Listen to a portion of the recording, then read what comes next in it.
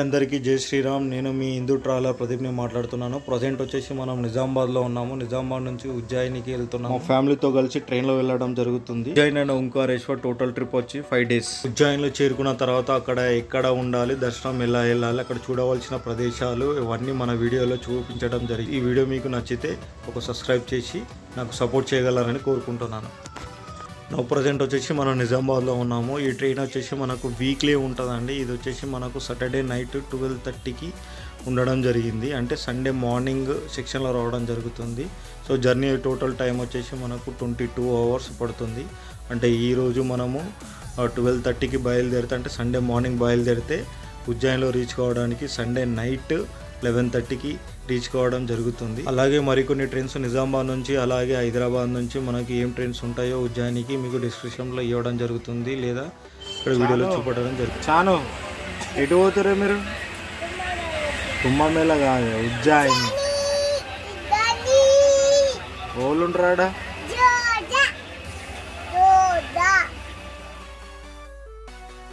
ఇది వచ్చేసి Ujjaini railway station అండి. ఇది ఫ్రంట్ సైడ్ అండి. మనము ఎగ్జాక్ట్లీ ట్రైన్ వచ్చేసి 11:30 నైట్ కరెక్ట్ టైంకి రీచ్ కావడం జరిగింది. దిగిన వెంటనే స్టేషన్ బయటకు వచ్చి స్టేషన్ బయట చాలానే రూమ్స్ ఉంటాయి, ప్రైవేట్ రూమ్స్ కూడా ఉంటాయి.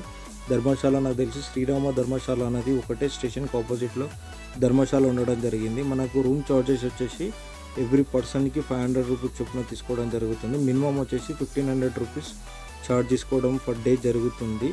అలాగే ధర్మశాల రూమ్స్ కూడా చాలా అవైలబుల్ ఉంటాయి, కానీ మనము నియరెస్ట్ స్టేషన్లో ఆటో తీసుకొని అక్కడ నుంచి మనం ధర్మశాలను సెర్చ్ చేయడం చాలా మంచిది. ఇది కనబడుతున్న రూము రిటైనింగ్ రూము. ఇది రైల్వేలో ఉంది కాబట్టి మనం IRCTC వెబ్సైట్లో మనము ఈ రూమ్ని బుక్ చేయడం జరిగింది. ఇది నాన్ AC రూమ్ అండి. ఈ రూమ్ ఎలా బుక్ చేయాలన్నది నా యూట్యూబ్ ఛానల్లో అప్లోడ్ చేయడం జరుగుతుంది, అక్కడ వెళ్ళి చూడండి. ఇది వచ్చేసి స్టేషన్ ఫ్రంట్ వ్యూ అండి. మనము పైనుంచి చూస్తున్నాము స్టేషన్ బయట ఎలా ఉందో వ్యూ. మీకు కనపడుతున్న స్టేషన్ ఫ్రంట్లో చాలా హోటల్స్ ఉంటాయి.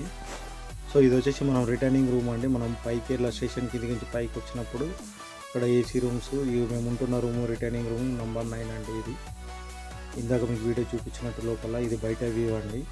లోపల ఇక్కడ చాలానే రూమ్స్ ఉన్నాయండి మనకు అందుబాటులో.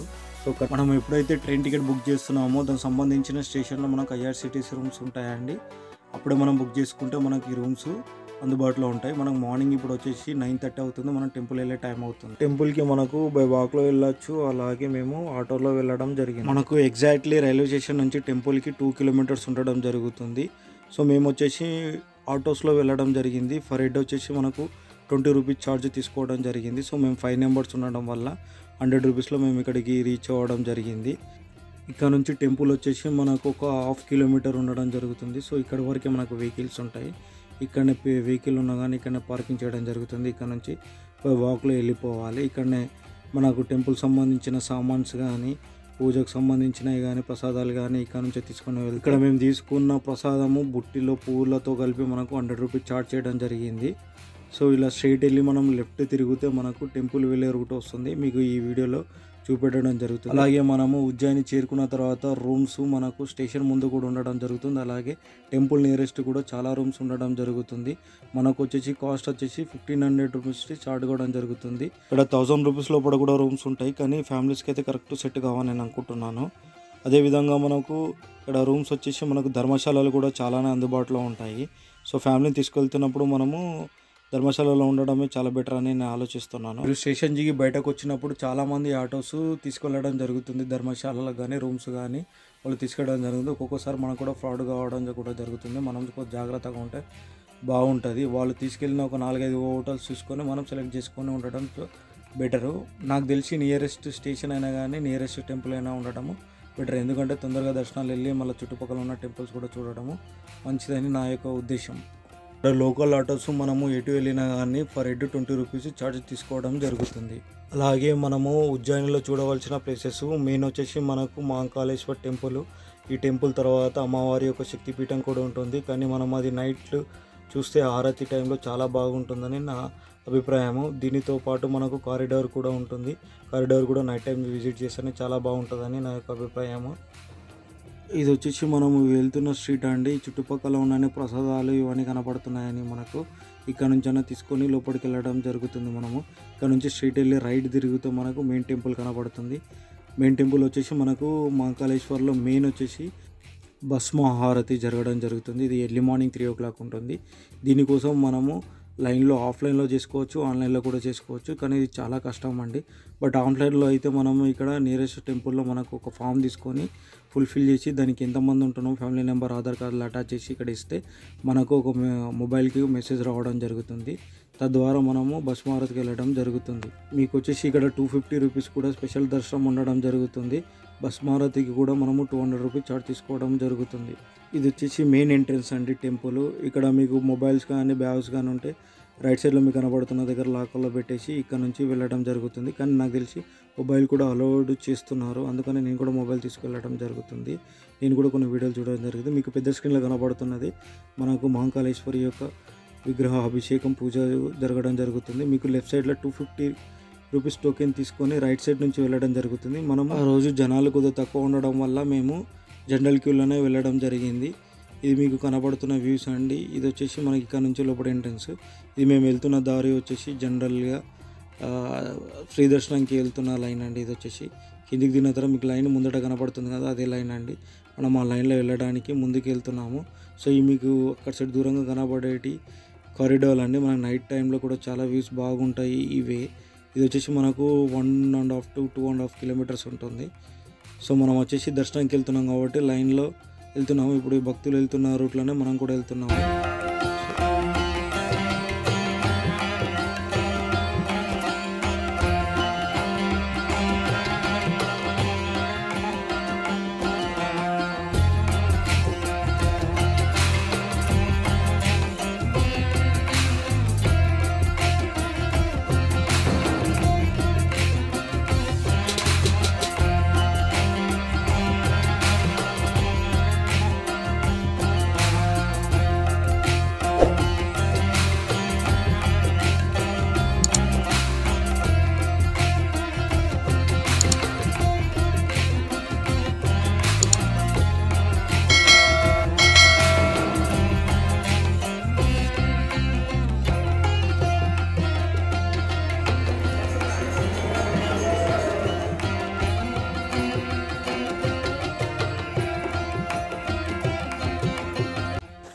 ఇప్పుడు మీకు కనబడుతుందో మనము హాల్లోకి ఎంటర్ అవుతున్నాము లోపలికి.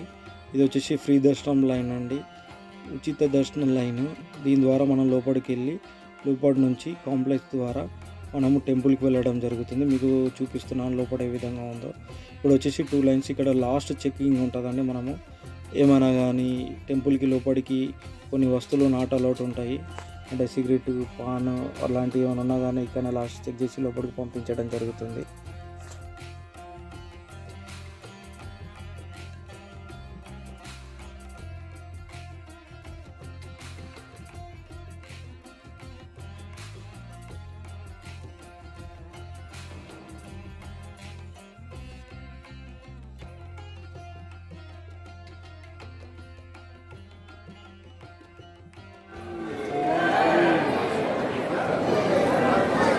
ఇది లోపల వ్యూ అండి. మనకు టైం వచ్చేసి 10:30 టైం అవుతుంది మనము లోపలికి రావడము. ఇది వచ్చేసి లోపల అండి. జనాలకు తక్కువ ఉండడం వల్ల మనకు కూడా దర్శనము ఒక 1/2 an hourలో జరుగుతుందని నేను అనుకుంటున్నాను.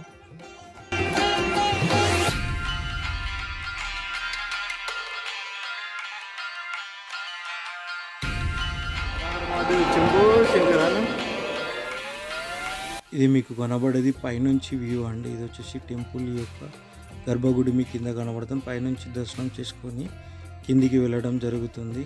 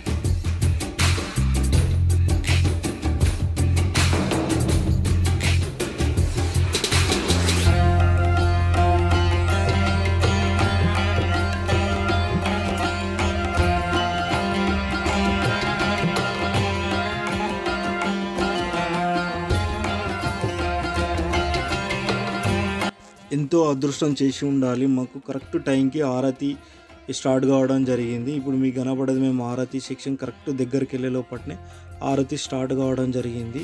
ఎంతో అదృష్టం ఉండాలి చూడడానికి.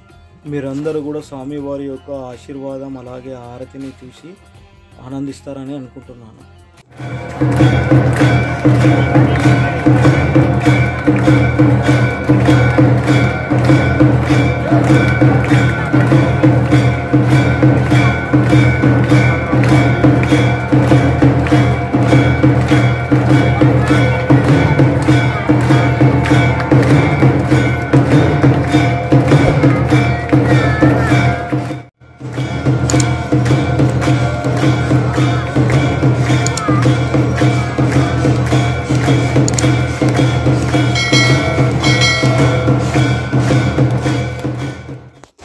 ఇప్పుడు స్వామివారి యొక్క విశిష్టత గురించి తెలుసుకుందాము. ఉజ్జయిని గురించి చరిత్ర ప్రకారము వారాహ పురాణం ప్రకారం మహాకాళేశ్వరుడు భూమి యొక్క కేంద్ర బిందువు నాభి వద్ద ఉన్నాడు.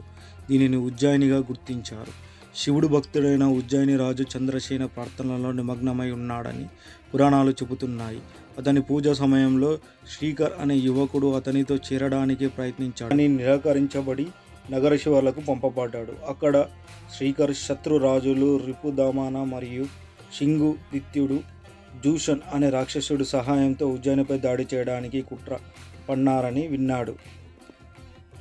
దైవిక జోక్యం కోరుతూ శ్రీకర్ నగరం యొక్క రక్షణ కోసం శివుణ్ణి ప్రార్థించాడు. మరియు వృద్ధి అనే పూజారి కూడా ఉజ్జయిని భద్రత కోసము ప్రార్థనలో చేరాడు. రాక్షసులు తమ దాడిని ప్రారంభించి నగరాన్ని జయించే దశలో ఉన్నప్పుడు శివుడు తన మహాకాల రూపంలో ప్రత్యక్షమై ఉజ్జయిని రక్షించడానికి జోక్యం చేసుకున్నాడు. తన భక్తుల హృదయపూర్వక విన్నపాలకు ప్రతిస్పందనగా శివుడు ఉజ్జయినిలోని ప్రసిద్ధ మహాకాళేశ్వర ఆలయంలో శివలింగ రూపంలో నివసించడానికి ఎంచుకున్నాడు. ఇది పవిత్రమైన మరియు గౌరవనీయమైన ఉనికిని ప్రారంభిస్తుంది. శివుడి యొక్క 12 జ్యోతిర్లింగాలలో అతి ముఖ్యమైనది. ఇది 3వ జ్యోతిర్లింగముగా ఉజ్జయిని మహాకాళేశ్వరగా పిలువబడ్డది. ఇక్కడ మహాకాళేశ్వర ఆలయంలో ప్రతిరోజు మహాకాళేశ్వర జ్యోతిర్లింగంలో నిర్వహించే భస్మహారతి ప్రపంచవ్యాప్తంగా ప్రసిద్ధి చెందింది. శివుడిని మేల్కొనడానికి ప్రతిరోజు ఉదయం 4 గంటలకు భస్మహారతి ప్రారంభమవుతుంది. గతంలో అంత్యక్రియల బూడిదతో భస్మహారతి నిర్వహించేవారని నమ్ముతారు. కానీ ప్రస్తుత కాలంలో ఈ సంప్రదాయము మారిపోయింది మరియు ఆవు పేడ నుండి బూడిదను తయారు చేస్తారు. ఈ గుడి టైమింగ్స్ వచ్చేసి మహాకాళేశ్వర ఆలయము ఉదయం 4 గంటల నుంచి రాత్రి 11 గంటల వరకు తెరిచి ఉంటుంది. దర్శన టైం వచ్చేసి ఉదయం 4 గంటల నుంచి రాత్రి 11 గంటల వరకు. ఇది వచ్చేసి గుడి బ్యాక్ సైడ్ అండి. ఇక్కడ మేము దర్శనం చేసుకొని మేము ఎగ్జిట్ సైడ్ వెళ్ళడం జరుగుతుంది. ఇక్కడ మనకు అన్నప్రసాదం సంబంధించిన టోకెన్స్ కూడా ఇవ్వడం జరుగుతుంది. మీకు ఈ వీడియోలో చూపించినట్టుగా ఇక్కడ మనము టోకెన్స్ తీసుకొని మనము అన్నప్రసాదానికి వెళ్ళడం జరుగుతుంది. మీకు కనబడుతున్నది అక్కడనే మనం టోకెన్ తీసుకోవడం జరుగుతుంది. ఇక్కడి నుంచి మనకు వచ్చేసి దాదాపు 1.5 కిలోమీటర్స్ దూరంలో మనకు అన్నదాన సత్రం ఉంది. అనగా టెంపుల్ నుంచి మనకు అన్నదాన సత్రానికి దాదాపు 1.5 నుంచి 2 కిలోమీటర్స్ దూరం ఉండడం జరుగుతుంది. మేము బై వాక్లో వెళ్ళాము. ఇది వచ్చేసి కారిడార్ మార్గం ద్వారా మేము వెళ్ళడం జరిగింది. ఇది వచ్చేసి నైట్ వ్యూలో చాలా బాగుంది. మహాకాళేశ్వర ఆలయ నిర్మాణం వచ్చేసి మనకు ఇది 4-5వ శతాబ్దంలో నిర్మించబడుతుందని చరిత్ర చెబుతుంది. ఇది భూమిజ మరియు మరాఠా మరియు చాళుక్యుల నిర్మాణ శైలిల మిశ్రమము. మహాకాళ ఆలయంతో పాటు ప్రాంగణంలో గణేశుడు, పార్వతీదేవి మరియు నాగచంద్రేశ్వర ఆలయం వంటి మరో 3 ఆలయాలు ఉన్నాయి. నాగచంద్రేశ్వర ఆలయము యాత్రికులు మరియు సందర్శకులకు నాగపంచమి పండుగ సమయంలో మాత్రమే అందుబాటులో ఉంటుంది. ఉజ్జయినిలోని మహాకాళ ఆలయ నిర్మాణం మరియు వైభవము పురాతన కాలం నుండి శివభక్తులు ఆకర్షణ కేంద్రముగా ఉన్నాయి. కారిడార్ వచ్చేసి దాదాపు 2.5 కిలోమీటర్స్ ఉండడం జరుగుతుంది. ప్రతి గోడల మీద కూడా మనకు మన యొక్క చరిత్ర వైభవం గురించి చెప్పడము, వివరించడము జరిగింది. సో ఇవి వచ్చేసి మన నైట్ వ్యూలో చూస్తే చాలా బాగుంటాయి. ఇక్కడ ఐడల్స్ కూడా చాలా పెద్దగా ఉంటాయి. మనకు ఇక్కడ మెయిన్ ఎంట్రన్స్ వచ్చేసి గణేష్ విగ్రహం ఉంటుంది. దానికి అక్కడ నుంచి మనం ఎంట్రన్స్ స్టార్ట్ కావడం జరుగుతుంది. ఈ టైమింగ్స్ వచ్చేసి నైట్ 8 నుంచి 10 వరకు ఓపెన్ చేయడం జరుగుతుంది. అలాగే మనకు అన్నదాన సత్రం వచ్చేసి మీకు కనబడుతుంది కదా వ్యూస్లో, ఇది వచ్చేసి అన్నదాన సత్రము. మనము దాదాపు టెంపుల్ నుంచి మనకు ఇది 1.5 నుంచి 2 కిలోమీటర్స్ దూరంలో. మిగతా వీడియో పార్ట్ 2లో చేయడం జరిగింది.